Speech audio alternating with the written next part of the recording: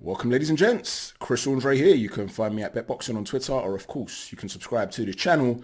And the new unified lightweight champion of the world, George Ferocious Kambosos. So let's talk about it, shall we? But before we do get into the very detailed technical post-fight analysis, I've got a few things that I need to get off my chest. Now, the majority of you will know that generally I come across like a very humble dude on here, right? I always listen to everybody's opinions. I respect everybody's opinions. I've always got the time of day for everybody. And I've been lucky enough over the years. Bear in mind, I used to put up videos on an old Twitter channel and stuff like that. I've been talking boxing really on these sorts of breakdowns for what, 8, 9 years now, maybe more than that. About that, I think 10 years maybe. And what we've been doing here, we've been doing a whole bunch of technical breakdowns, and I've been lucky enough to get so many compliments from so many people that I respect. The majority of which are about the technical breakdowns, the quality of those technical breakdowns. The second most consistent compliment is the fact that I tend to maybe think of angles that other people might not have thought of before, and that's also very flattering. Well, the third most common compliment I would say that I get is that this channel is unbiased, that I always try to present both sides of an argument, and I will give you my opinion when I do that, but I will give you the strengths and weaknesses of each side. And so it baffles me that when I made a technical preview video for this particular fight, I spoke about the fact that George Kambosos is a world-class fighter. I actually felt that Teofimo Lopez would win the fight, but I explained that the reason I felt that is because if in the first 6 rounds, George Kambosos accrues too much damage, down the stretch, he might not have enough to be able to then turn the fight around. However, if he hadn't accrued too much damage early in the fight, I believe he's got the style in the game, the skill set, to be able to make it a real firework fight and potentially win the fight. And after 6 rounds of today's fight, I had no doubt in my mind that George Kambosos was going to go on to win the fight. What I did in the preview video was basically try to dispel some myths about this guy's supposed lack of reflexes, this idea that this was a mismatch. That's all I did.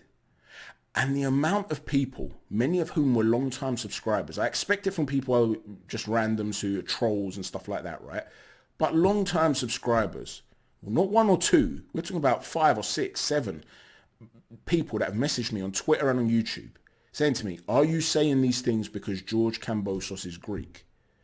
Dudes, if an American came out and told you, I believe this particular American fighter is world class, he's underrated. By the way, I've done this with American fighters, Russian fighters, when no one knew who Sergei Kovalev was, and he was coming to the UK to fight cleverly, and he was the underdog. We were doing betting tips back then, and I was telling everybody 2-1 for him to win by knockout. Go and put your house on it, right? When William Monroe Jr. was unknown, I was telling people, listen, this guy's going to get to a world level, right? When I was talking about Chris Algieri, the only footage available for Chris Algieri at the time was this one guy who was filming him. He must have known him, family member or something, filming him from ringside. Right, you couldn't get proper footage on him, and he was going to fight the monster that was Ruslan Provodnikov, that went to war against one of the pound-for-pound top fighters in the world, Timothy Bradley. And I told you guys, if he gets out of the first couple of rounds, and he did go down in the first round, he's going to win this fight on points. He's going to outbox Provodnikov, keep him at range. He was 11-1 to win that fight on points. If I was American and I told you about Algieri, if I was Russian and I told you about Kovalev, would you have asked me if I'm just being biased? If I was British and I told you Kell Brook, I believe, is going to go to, I mean, I am British, but I'm saying if a pundit was British and he was to say to you, Kell Brook's going to go to America and beat Sean Porter on points, would you have ever assumed that this guy is just randomly biased because he happens to be British? Yeah, I'm of Greek origin. Kambosos is of Greek origin. So what? There have been other fighters of Greek origin in the past who I haven't rated. Please extend the courtesy to me that I extend to you guys when I respect everybody's opinion. You can disagree with me. You can tell me, Chris, you're talking rubbish, man. Kambosos is crap. He's going to get battered. That's cool. I enjoy those conversations. But please, stop with this, the only reason you're saying this is because you're Greek. Or to even pose the question. Some of you posed it, politely. Is it because he's Greek? No, it's not. Please, in future, show me a little bit of respect when it comes to that. Now, don't get me wrong, it's not everybody, right? The majority of people, even those that disagreed with me about his level, were very, very polite and stuff like that. I've even had some nice messages post-fight. Sean Pearson at Sean Pearson 94 wrote, I agree, Chris, he landed numerous shots that wasn't being acknowledged by the commentators. I remember a video you did a few years ago predicting big things for George Kambosos' first play. Fair play. Thank you for that, Sean. That particular video he's talking about was the Prospect Watch video, where I basically was talking about the big things that he could go on to achieve if he ironed out a couple of problems. And in the preview, one of the things I mentioned was that one of the issues he had back on that Prospect Watch video is that he telegraphed the uppercut too much. He kept throwing it all the time. He almost replaced the right hand with the uppercut. That's how consistently he would throw it. And because of that, fighters would just change their guard and they would protect against that. It's the punches you don't see coming that hurt you, and you want to see him disguise it. And I explained how he started to do that now, right? So I'm talking about the improvements that he's made, but in the past I'd mentioned this improvement, this talent and this potential that was there, right? So I do appreciate a lot of you guys too. The majority of you have been brilliant, even when we disagree. I've had people that have told me, Chris, there's no way Kambosos gets stopped inside 3 rounds, right? So I've got no issues with that. But just don't question my integrity. That's all I'm saying. Please. Now let's talk about the fight itself. In the preview video, we spoke about areas that Kambosos could have great success. I spoke to you about his great reflexes and counter-punching ability and how he punches either with an opponent or immediately after an opponent. He almost uses an opponent's punch as a trigger to let go of combinations. And you saw how well he was able to do that today. I also spoke about the fact that he could find a home for the uppercut, because Lopez, when he gets caught suddenly and he's not expecting it, he tends to duck a lot. And that the uppercut could be a key shot for Kambosos. He was landing it consistently, particularly in the latter part of the fight. I also spoke about the fact how the looping right hand over the shoulder could be a major problem for Teofimo Lopez because of his hand positioning, because of his stance. Well, that's what he dropped Lopez with, and he landed it all night long, leaving the left side of Teofimo Lopez's face looking like it had gone through a meat grinder. It was a sensational performance. Where this thing comes from, this concept that it was a close fight and could have gone either way, as Eddie Hearn was putting out there, and I don't know what was he doing, pining for a hope that there was a robbery and a hope that he could then sign Teofimo Lopez down the line and make big fights with Lopez and Haney so he could sell it as a big fight. Leave it out, Eddie. He won that wide, and even Chris Mannix's scorecard was way too close. Way too close. I had him winning by 6 points, to be honest with you. And there were a couple of swing rounds in there. Maybe you gave it to him by 4 points, like one of the judges. Don Trella should never judge again. Leave it out. Teofimo Lopez won that fight by a round. What, am I being biased again because I'm of Greek origin to score it this way? He was putting on a clinic. He couldn't miss with the jab. He was on the edge of range consistently.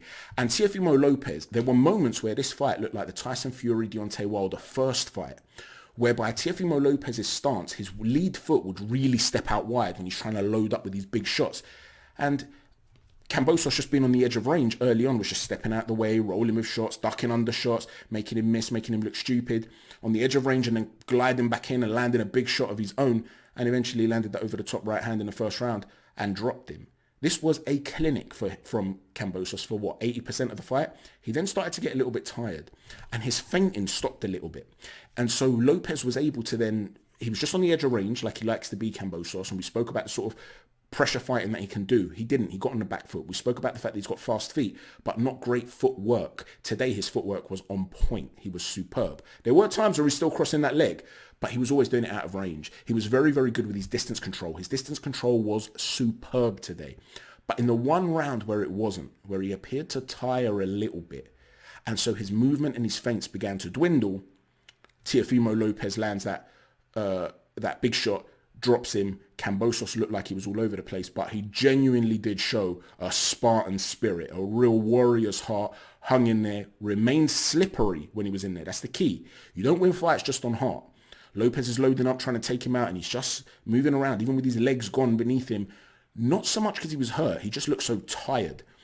He still managed to be evasive. He made it to the end of the round, and in the very next round, he comes out and he starts putting on a clinic again with the jab. Edge of range, pumping that long straight jab. That's one thing that I didn't realize that Kambosos had. The one thing I learned about Kambosos today is the fluid rhythm type jab that he has, whereby even off the beat, even off the rhythm, after you've done your work, he can pump it out there. He can drop it on a dime really quickly, keep you off balance, The left hook off of the jab I've spoken about as well in the preview, something that he landed on Selby. He looked brilliant with that. It was a masterclass for most of the fight against a top-level elite boxer. And I know we're going to hear the propaganda, he had a terrible camp and all that. You know, we know we're going to hear that. But the fact of the matter is, this wasn't a case of Teofimo Lopez being out of shape and unable to compete. He was tired. He came out there swinging for the fences in the first round. He was being made to miss. That's why he was made tired. He was getting caught with lovely hooks to the body. I think it was Sergio Mora who pointed out to the fact that he was bringing that right hook to the body, Kambosos, to the left side of his body every time he had a chance. When he was then slipping inside, you saw variation. Sometimes it was that right hook over the top. Other times it would be a jab. He'd come low and sort of throw an up jab. Other times there'll be hooks to the body. He was superb. That's what caused Lopez to gas. That's what busted up Lopez's face. That's what made Lopez unable to find a home for a big shot consistently, even when Kambosos had to get himself off the canvas and could barely stand up. Put some respect on Kambosos' name now, please. And I just want to read one more little thing. And you guys know I don't tend to gloat, but I've got to be honest with you. It rattled me a little bit. I didn't like the fact that people that have followed this channel started questioning my integrity, especially when one person who I do really like, and I'm not going to mention his name because it's not about trying to embarrass people. That's not what I'm saying this for. But one person admitted he didn't even watch the preview. He didn't bother to watch the preview. He watched 1 minute of it, he said. So then why do you sit there and assume that I'm being biased, right? But this is a random troll. I just want to read you this particular message. I wrote to Frank Smith after Frank Smith put out a tweet, and I said, I can't wait. I have a feeling it's going to be a lot more competitive than people think. #fireworks. And this guy, Paul, replies at Paul M894. See, this guy, I don't have a problem mentioning who he is because he's not a subscriber and he's just a troll. He wrote, you should start following a new sport if you honestly think that boxing is, I honestly think that boxing isn't for you, you cabbage. I said, thanks, I'll keep that in mind. He said, you can't honestly believe what you tweeted. So I said, okay, then I'll buy it. List me Kambosos' strengths and weaknesses as a fighter. I'm talking rubbish. Make your case. Don't just come out here and say you're talking rubbish. Make your case. He said he's an effing bum. Got to be careful with the algorithms here. Who's going to get sparked out in a round or two. He assumed I was Australian. He said, you Australians are weirdos. I said, I don't think that's analysis, but okay, list me Teofimo's strengths and weaknesses. Maybe you don't think that Kambosos is just terrible. You just think that Teofimo is unbeatable, right? List me his strengths and weaknesses. And he ends up with, mate, you're a cabbage. Don't delete your tweets now tomorrow night. Believe me, brother, I won't be deleting any tweets. Let's hope you keep yours up. But I'm not going to go on you too hard. You know what I'm going to do? I'm going to send this dude a message on Twitter and I'm going to tell him, subscribe to Chris Andre Boxing. You might learn a thing or two. Thanks for watching, everyone. Take care. Chat to you soon. God bless. And the new.